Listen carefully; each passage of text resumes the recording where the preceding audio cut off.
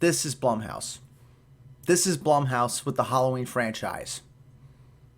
This is Blumhouse dropping the ball with the Halloween franchise.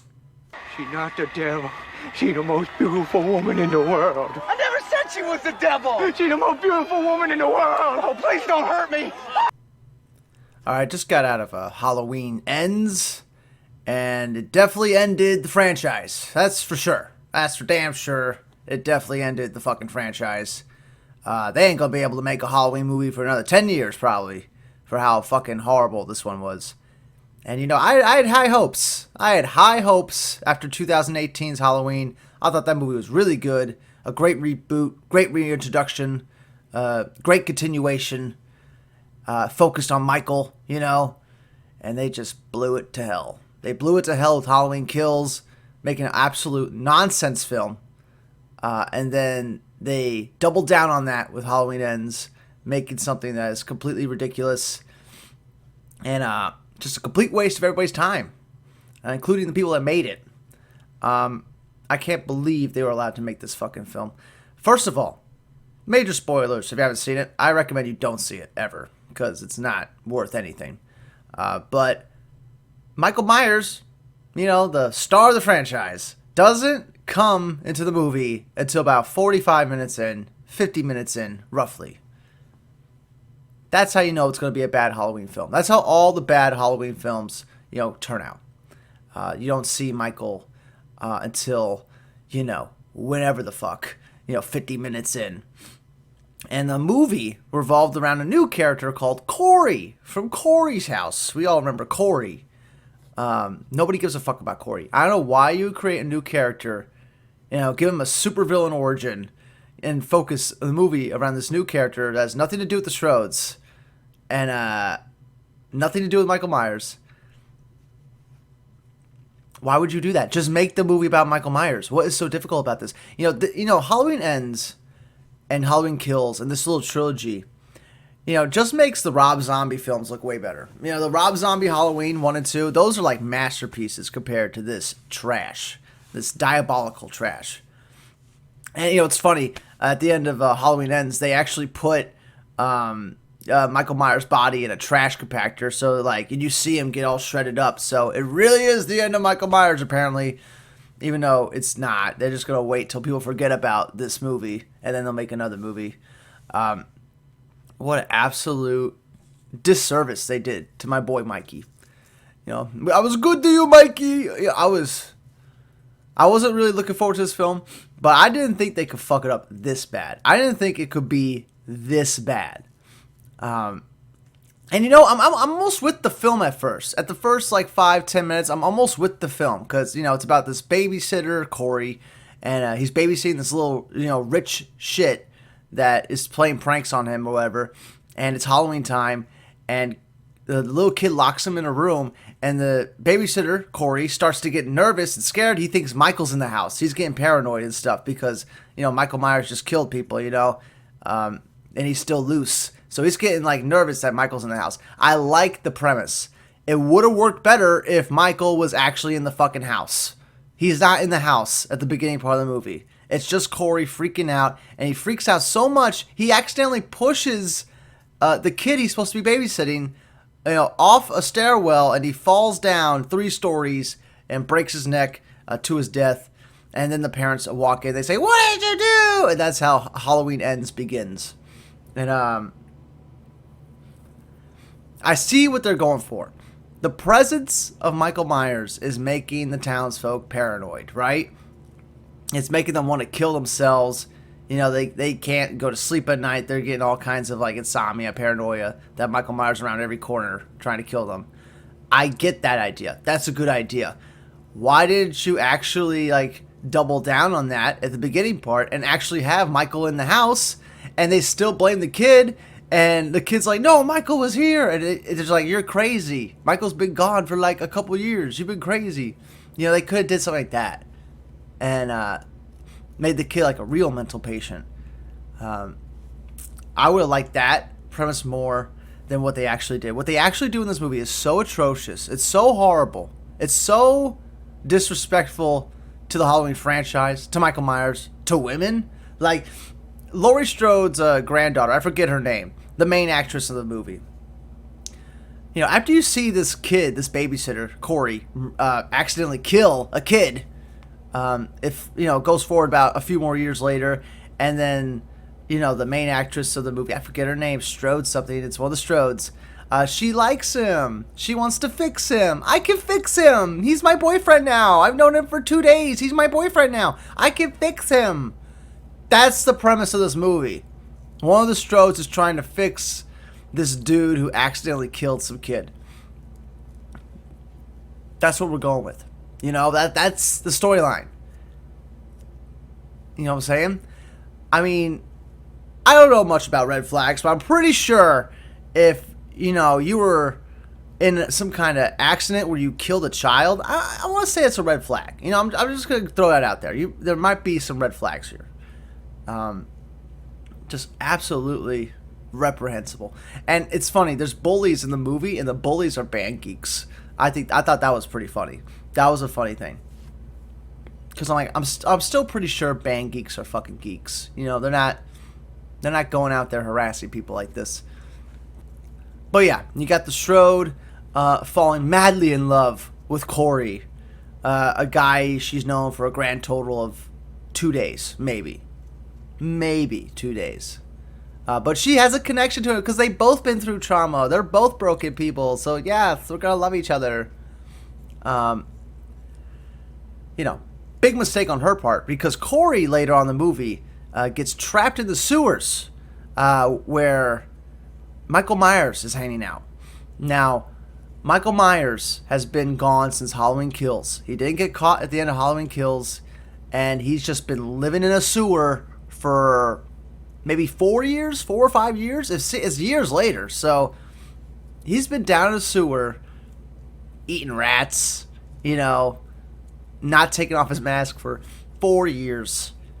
And then he traps Corey down there, and then he looks Corey in his eyes, and through their eyes, the spirit of Michael Myers possesses Corey. So now we're going back to, you know, the old Michael Myers films where he has supernatural powers. You know what I'm saying? Like Curse of Michael Myers, you know, Revenge of Michael Myers, where there's a supernatural element to Michael Myers. Now, what I liked about the 2018 movie is that there really wasn't anything supernatural. It was just, you know, a serial killer on the loose again, you know?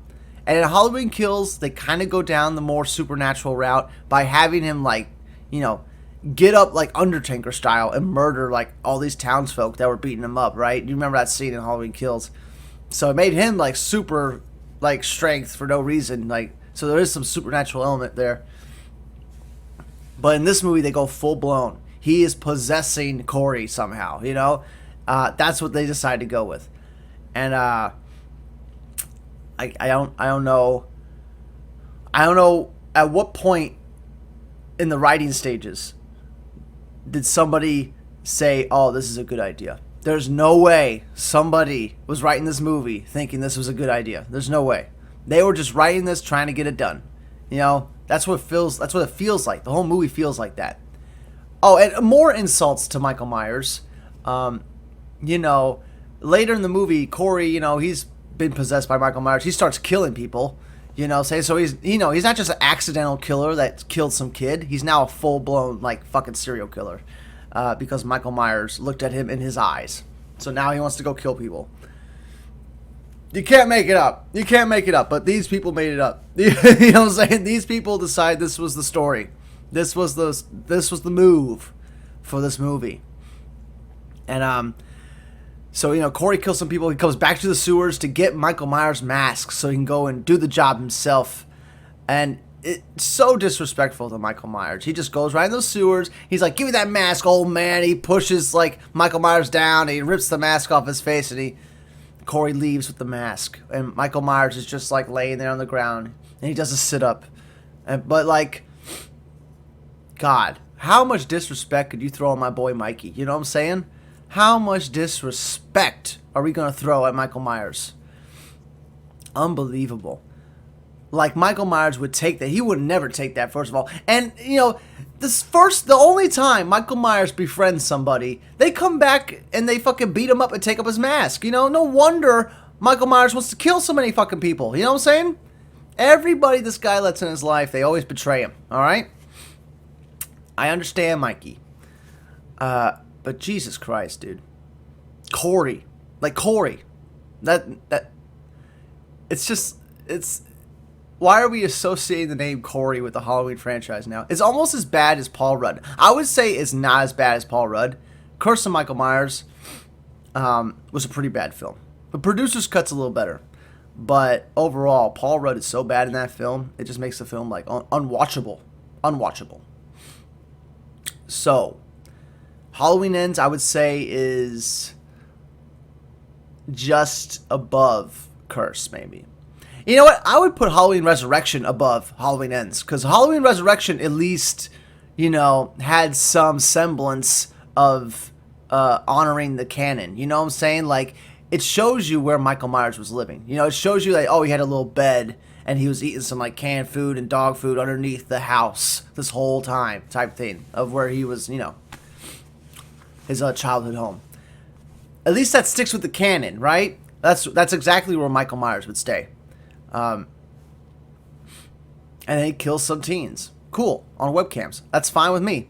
You know, this Halloween Ends makes Halloween Resurrections look way better. Looks way better. It definitely makes the Rob Zombie films look fucking 10 times better.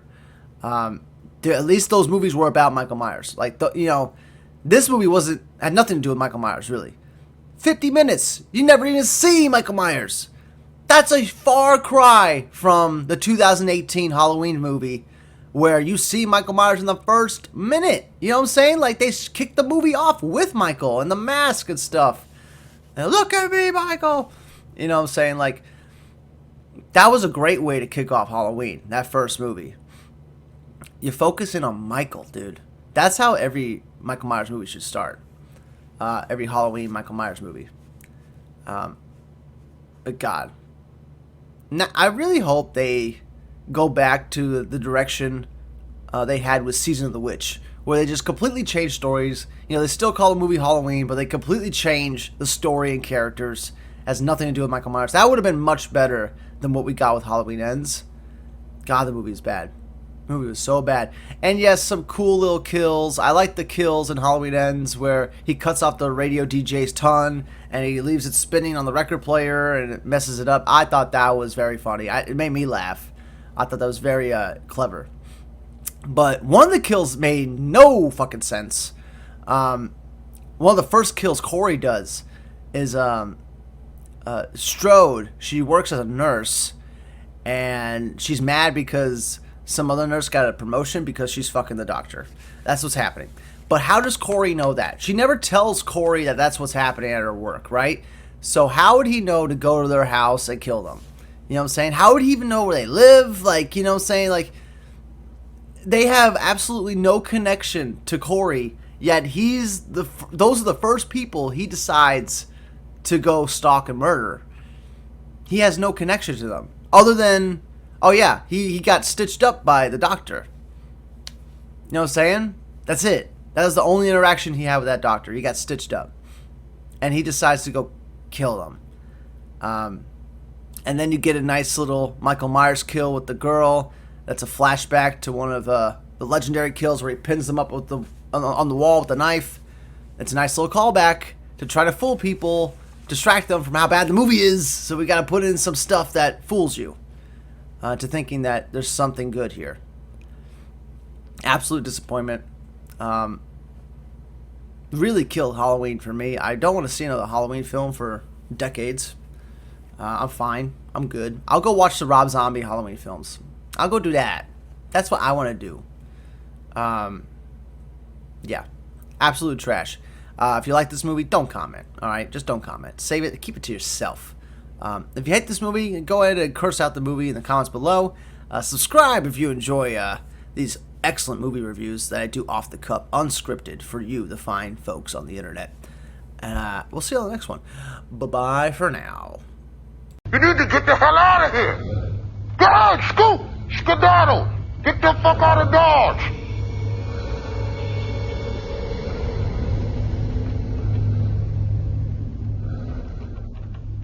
God damn. the hell somebody gotta do to get a little decent help up in this motherfucker?